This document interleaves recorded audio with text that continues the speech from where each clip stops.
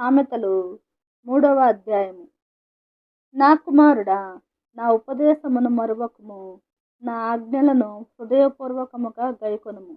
అవి దీర్ఘాయువును, సుఖజీవముతో గడుచు సంవత్సరములను, శాంతిని నీకు కలుగజేయును. దయను సత్యమును ఎన్నడూను నిన్ను విడిచిపోనీయకుము. వాటిని కంఠభూషణముగా ధరించుకొనుము. నీ హృదయమును పలక మీద వాటిని వ్రాసుకొనుము.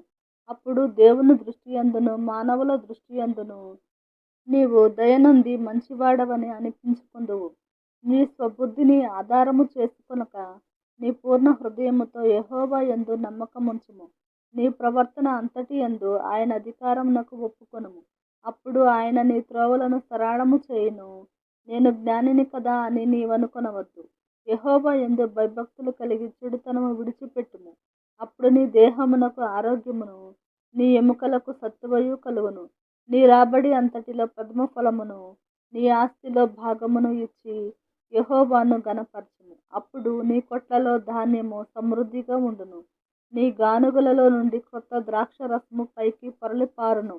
నా కుమారుడా, యెహోవా శిక్షను తృణీకరింపవద్దు, ఆయన గద్దింపునకు విసుకవద్దు. తండ్రి తన ఇష్టుడైన కుమారుని గద్దించు రీతిగా యెహోవా తాను ప్రేమించు వారిని గద్దించును. జ్ఞానము సంపాదించిన వాడు ధన్యుడు, వివేచన కలిగిన నరుడు ధన్యుడు. వెండి సంపాదించుట కంటే జ్ఞానము సంపాదించుట మేలు, అపరంజి సంపాదించుట కంటే జ్ఞానలాభము నొందుట మేలు. పగడముల కంటే అది ప్రియమైనది. నీ ఇష్ట వస్తువులన్నీయు దానితో సమానములు కావు. దాని కుడి చేతిలో దీర్ఘాయువును, దాని ఎడమ చేతిలో ధన ఘనతలును ఉన్నవి. దాని మార్గములు రమ్య మార్గములు, దాని త్రోవలన్నీయు క్షేమకరములు. దానిని అవలంబించు వారికి అది జీవవృక్షము. దాన్ని పట్టుకుని వారందరూ ధన్యులు.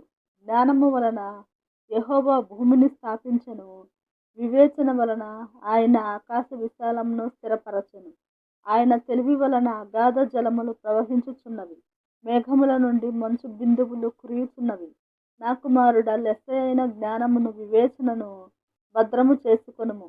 వాటిని నీ కన్నుల ఎదుట నుండి తొలగిపోనీయకుము.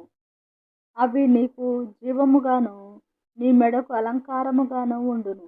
అప్పుడు నీ మార్గమున నీవు సురక్షితముగా నడిచెదవు. నీ పాదము ఎప్పుడునూ తొట్టిల్లదు. పండుకొనున్నప్పుడు నీవు భయపడవు. నీవు పరుండి సుఖముగా నిద్రించెదవు. ఆకస్మికముగా భయము కలుగునప్పుడు, దుర్మార్గులకు నాశనము వచ్చినప్పుడు నీవు భయపడవద్దు. యెహోవా నీకు ఆధారమగును. నీ కాలు చిక్కుబడకుండునట్లు ఆయన నిన్ను కాపాడును.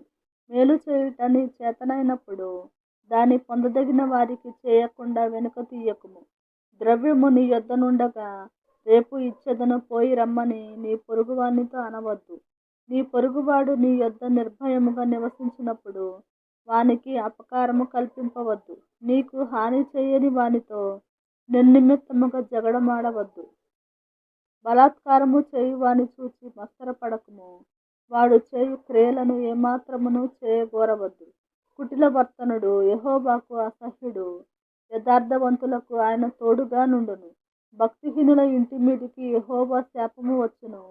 నీతిమంతుల నివాస స్థలమును ఆయన ఆశీర్వదించును. అపహాసకులను ఆయన అపహసించును. దీనుని ఎడల ఆయన దయచూపును. జ్ఞానులు ఘనతను స్వతంత్రించుకొందురు, బుద్ధిహీనులు అవమాన భరితులగుదురు.